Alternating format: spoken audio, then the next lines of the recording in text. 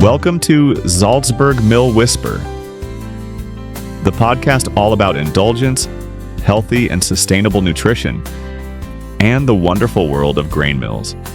Great to have you here. In today's episode, we're diving into the significance of grain in ancient Easter traditions. A story full of tradition, symbolism, and delicious treats. Let's embark on a journey to a time when bread and flour were not just food, but deeply intertwined with the Easter festivities. Easter and its origins. Easter is one of the oldest and most important celebrations of the year, a festival of new beginnings, fertility, and life.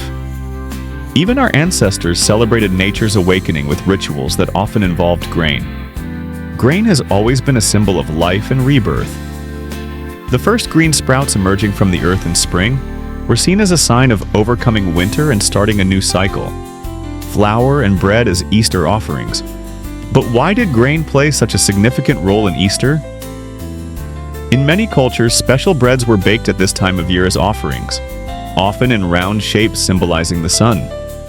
In Central Europe, it was a tradition to bake special Easter breads. These were often richly decorated, braided, or even contained baked-in eggs. The egg represented new life, while the bread symbolized the cycle of life and community. A particularly fascinating custom, in some regions, the first bread from the new harvest was intentionally shared or given away as a symbol of generosity and gratitude. Traditions that still exist today. Some of these ancient traditions have survived to this day. For example, the Easter lamb made of yeast dough or the braided Easter bread, which remains a staple in many families' Easter breakfasts. In the past, it was common to bake Easter bread with blessed flour, believed to bring protection and blessings. In some regions, this bread was even taken to the fields to ensure a good harvest. Breaking the fast with bread on Easter Sunday is also a long-standing tradition. After the lean fasting period, the first fresh bread was something truly special. A real feast. The importance of grain mills. And here's an interesting thought. No Easter bread without flour. In the past, grain was ground by hand or in small village mills. Today, of course, things are much easier.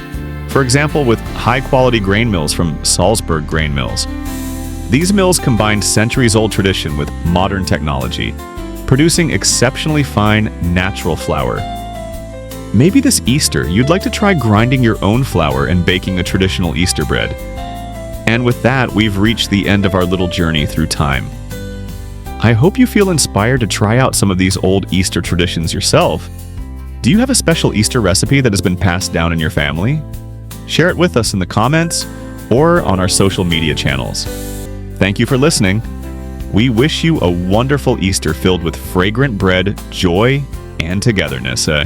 Visit us on our website at www.natural-grainmills.us. Until next time, stay healthy and enjoy life.